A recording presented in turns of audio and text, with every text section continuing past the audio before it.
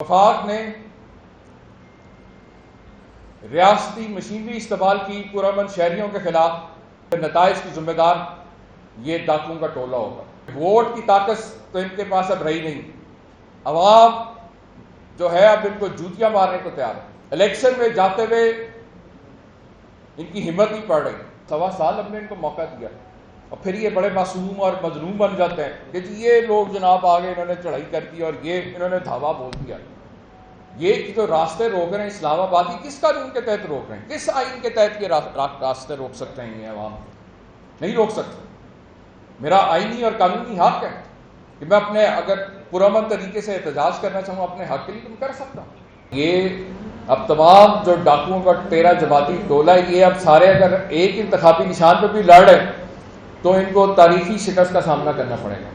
انشاءاللہ تعالیٰ آپ دیکھیں گے کہ تحریک انصاف کا ایک مرد مجاہد ایک جو امیدوار ہوگا وہ ان 13 جماعتوں کے امیدواروں کے اوپر بھاری ثابت ہوگا۔ اب بھی وقت ہے کہ یہ حکمران ٹولہ ہوش کے ناخن لے اور جو معاملات اگر سیاستدان بات چیت سے طے نہیں کریں گے تو معاملات کیسے حل ہوں گے؟ اور اگر قومی ڈاکوؤں کی کانفرنس اسے کہا جا سکتا ہے کیونکہ وہ صرف اس کا 2 پوائنٹ ایجنڈا تھا۔ ایک، کس طرح سے عمران خان اور یہ جو عوام کا سیلاب آج کھڑا ہو گیا ان کے خلاف، اس سے کیسے نمٹنا۔ آپ سب جانتے ہیں کہ ووٹ کی طاقت تو ان کے پاس اب رہی نہیں، عوام جو ہے اب ان کو جوتیاں مارنے کو تیار ہے۔ الیکشن میں جاتے ہوئے ان کی ہمت نہیں پڑ رہی۔ انہوں نے 4 مہینے پہلے بھی پنجاب کے اندر لوٹوں اور ووٹوں کے ذریعے ایک جمہوری حکومت کے خلاف سازش کی۔ یہ کلیم کرتے رہے کہ ان کے پاس 197 ووٹ ہیں اور آپ نے دیکھا کہ 1.5 ماہ لگاتار وزیر اعظم پاکستان نے ہر حربہ استعمال کیا کہ کسی طریقے سے وہ اپنے بیٹے کو جو ہے ولی عہد کو جو ہے آئینی اور غیر آئینی جیسے تیسے بھی ہے چیف منسٹر کی کرسی پہ بٹھا دے، جس کو عدلیہ نے جو فیصلہ آیا اس کے بعد آپ جو کس طرح سے ایک غیر آئینی اور غیر قانونی طریقے سے جو ہے 3 مہینے پنجاب کی وزارت اعلیٰ کے اوپر جو ہے قابض رہے یہ لوگ، آج پھر یہ جو جمہوریت کے دعوے دار ہیں، بجائے کہ یہ ایک دوسرے کے مینڈیٹ کا احترام کریں، آج پھر یہ کوشش کر رہے ہیں کہ ضمیروں کی منڈی لگائی جائے۔ لیکن میں سمجھتا ہوں کہ وہ 25 ارکان اسمبلی جو منحرف ہوئے تحریک انصاف سے، وہ آج سیاست کے میدان میں نشان عبرت بن چکے ہیں، اور میں نہیں سمجھتا کہ کوئی بھی عقل جس میں تھوڑی بات کی ہے وہ کسی طور پہ بھی اب دوبارہ وہ غلطی کرے گا اور سیاسی خودکشی کرے گا۔ لہٰذا آپ دیکھیں گے کہ انشاءاللہ عمران خان صاحب جب بھی کال دیں گے ان کی قیادت میں ہر وہ شہری جو آج مہنگائی اور ان مشکلات سے تنگ ہے، وہ یقیناً اپنے حق کے لیے عمران خان کی آواز پہ لبیک کہے گا، اور ہم نے ان چوروں اور ڈاکوؤں سے نجات حاصل کرنے کے لیے عمران خان کی اس جدوجہد میں اس کا ساتھ دینے کے لیے آج پوری قوم ان کے ساتھ ہے۔ اب بھی وقت ہے کہ یہ حکمران ٹولہ ہوش کے ناخن لے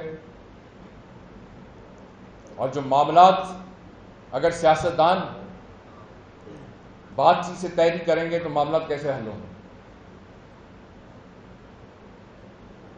اور اگر وفاق نے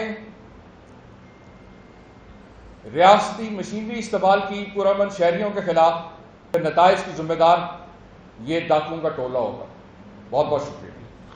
اچھا چیمہ صاحب یہ بتائیے گا کہ وزیر اعلیٰ پنجاب طریق میرزائی صاحب لندن میں موجود ہیں، مریم نواز بھی لندن پہنچ چکی ہیں، شفقت محمود صاحب بھی لندن میں موجود. کیا کوئی لندن میں خاص قسم کا پلان ترتیب تو نہیں کیا جا رہا؟ نہیں، میرے خیال میں یہ اس طرح کے جو سارے جو دعوے کیے جاتے ہیں رومرز تھے. کل چوئی صاحب نے جو میڈیا سے گفتگو کی ہے اس میں انہوں نے بڑا واضح طور پہ کہا ہے کہ نہ ان کی کوئی ایسی میٹنگ شیڈیولڈ ہے اور نہ ہی ان کو شوق ہے نواز شریف سے ملنے کا.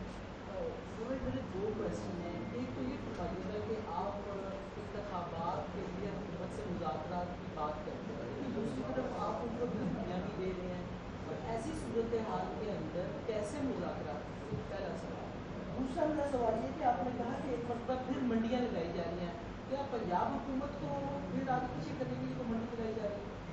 دیکھیں ان کی آف کورس بٹ صاحب جو آپ نے پہلے سوال کیا اس کے میں کیا تھا کہ آپ مذاکرات کی دعوت بھی نہیں. دھمکیاں جو ہے نا، دھمکی والی کوئی بات نہیں. ہم تو صرف تنبیہ کر رہے ہیں کہ جناب آپ نے بجائے اس کے کہ پہلے آپ 100 گھنٹے کھائیں اور پھر ڈنڈے کھائیں، اس سے بہتر یہ ہے کہ آپ جو ہے بیٹھ کے بات کریں. جو بات چیت آپ نے بعد میں کرنی ہے، آپ کو یاد ہے جب دھرنا ہوا تھا تو اس وقت بھی پھر بیٹھ کے کمیٹیاں، مذاکراتی کمیٹیاں، یہ سارا کچھ ہو گیا تھا.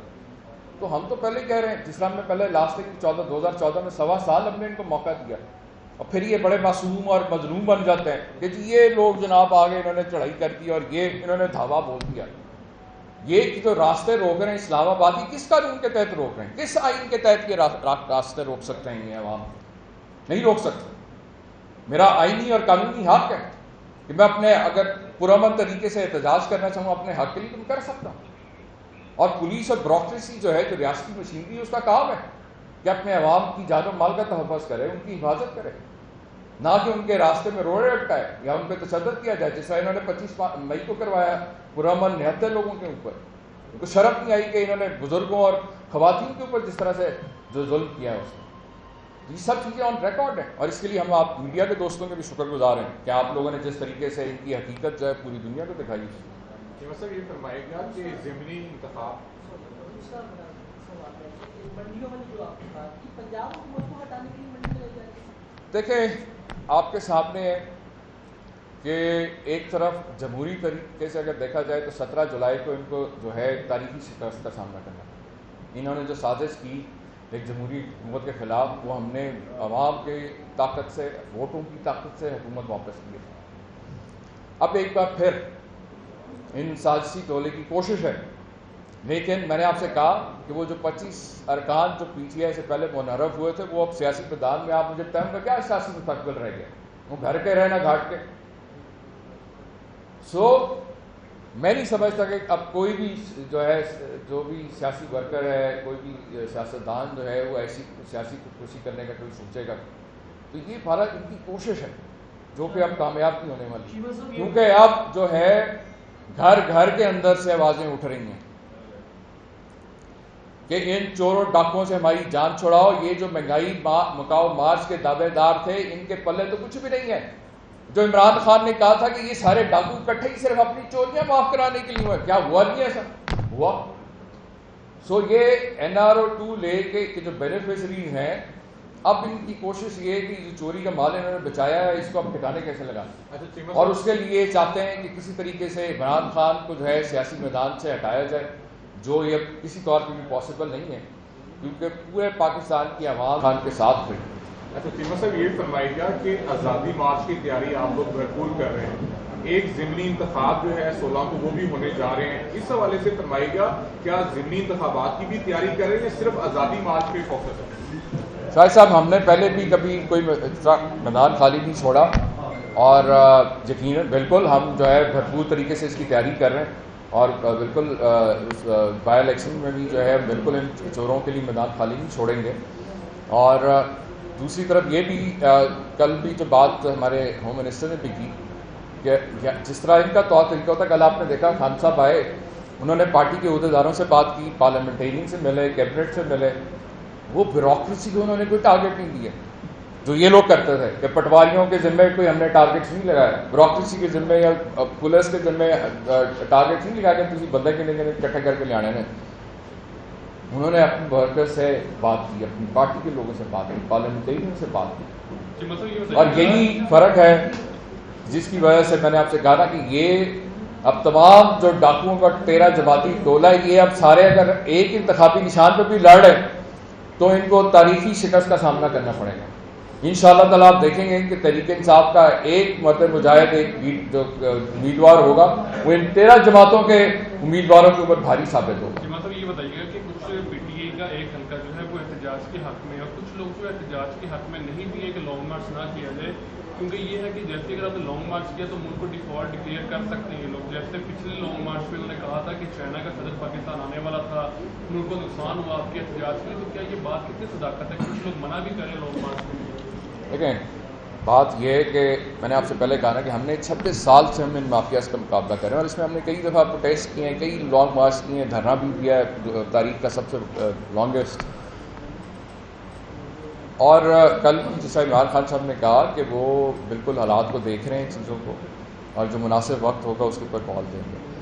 تو اس حوالے سے میں نے آپ سے کہا کہ بالکل کوئی ایسے دیکھیں جمہوری جماعت کے اندر سب کا ایک مختلف رائے ہو سکتی ہے، لیکن جب فیصلہ ہو جاتا ہے تو سب پھر اسی کو فالو کرتے ہیں. اور انشاءاللہ تعالیٰ آپ دیکھیں گے کہ عمران خان صاحب جو بھی فیصلہ کریں گے وہ ملک کے بہترین مفاد میں ہوگا. شکریہ.